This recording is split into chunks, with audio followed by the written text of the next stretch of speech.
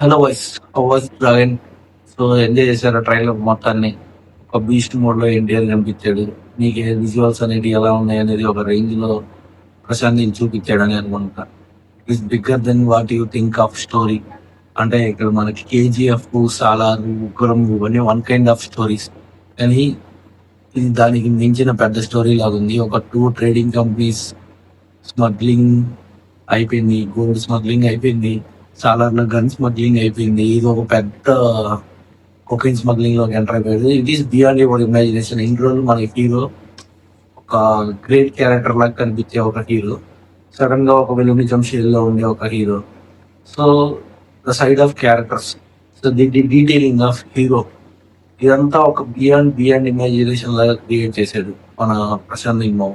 నా ఇమాజినేషన్ లో నేను ఫస్ట్ చూసి ట్రైలర్ కొంచెం ఏదో తేడా ఉందిరా అనుకున్నా, కానీ మళ్ళీ మళ్ళీ చూసాక మ్యూజిక్ కి, ఆ డైరెక్టర్ హీరో బాడీ ట్రాన్స్ఫర్మేషన్ కి, దానికోసం ఎన్టీఆర్ అన్ని కష్టపడ్డాడు ఒక ఇంటర్వ్యూలో చెప్పాడు.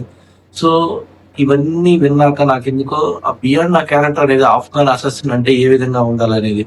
సో మీరు బాగా క్లియర్ గా కనబడితే ఆలోచించారంటే అక్కడ కళ్ళు, హీరో కళ్ళు మీద కొంచెం ఇట్లా డౌన్ కి ఐబ్రోస్ అనేది ఆఫ్ఘన్ ట్రేడింగ్ కంపెనీ లాగా ఇది అఫీషియల్ పోస్ట్ అనేది రా ఇండియాలో కూడా వేశారు. నేను అంత డీటెయిల్ గా ఎందుకు చూడలేదు అంటే సంథింగ్ బియాండ్ మీ హీరోని మీరు ఎలా చూడాలనుకుంటారు. So for example Aravinda Sametha Veera Raghava చాలు, it's kind of character. So so ఒక క్యారెక్టర్ కోసం ఎన్టీఆర్ ఏ రేంజ్ లో ట్రాన్స్ఫర్మేషన్ అనేది చేయగలుగుతాడని త్రిపురలో మనం చూస్తాం.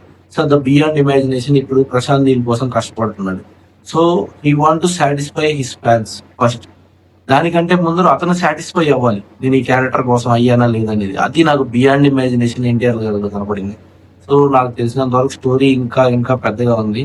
ప్రశాంత్ నీల్ ఒక మంచి పని చేసి ఏం చేశాడంటే స్టోరీని ముందే చెప్పేశాడు. ఎందుకంటే ఇది సాలార్ లో దెబ్బతీసింది. మనకి దేవరాలు కూడా ఇదే ఫార్ములా ఫాలో అయ్యారు కాబట్టి నాకు తెలిసి అంత కరెక్షన్ అయినా వచ్చింది, సినిమాని ఎంజాయ్ చేయగలిగారు. సో అదే ఫార్ములా మళ్ళీ నాకు ఇదే సినిమాకి, డ్రాగన్ సినిమాకి వాడారని నాకైతే అనిపించింది. ముందు స్టోరీ చెప్పేశారు, ఇంకా మన ఇమాజినేషన్ అది. సో డైరెక్టర్ ఎలా తీస్తాడనే దానికోసం మనం వెయిట్ చేయాలి. స్టోరీ ఏంటనేది మనకు తెలిసిపోయింది అనమాట. కానీ ఇక్కడ ఇంకొక మిస్సింగ్ పాయింట్ ఏముందంటే డ్రాగన్ బర్మా సైడ్ ఎవరు నిలబడ్డారు, గోల్డెన్ ట్రయాంగిల్ లో ఎవరున్నారు. సో ఇదంతా ఒక సస్పెన్షన్. మనకి స్టోరీ పోస్టర్స్, డిజైన్స్, డ్రాగన్ ఇవన్నీ స్టార్ట్ అయిందే గోల్డెన్ ట్రయాంగిల్ దగ్గర కదా. సో అలాంటి విషయాన్ని దాచిపెట్టేసి వన్ సైడ్ ఆఫ్ స్టోరీ చెప్పాడు ప్రశాంత్ నీల్. సో థియేటర్ లోకి వెళ్తాక you can imagine beyond the expectations. Golden trading కంపెనీలో ఎవరున్నారు, ఏం చేస్తున్నారు, దాన్ని ఆపడానికి ఎవరున్నారు, దాని అపోజిషన్ లో మనకి లోగన్ ఉన్నాడని మాకు అర్థమైంది. ఆపోజిట్ లో ఎవరున్నారని తెలియాలంటే ఖచ్చితంగా సంవత్సరం రోజులు వెయిట్ చేయాల్సిందే ఇంకా.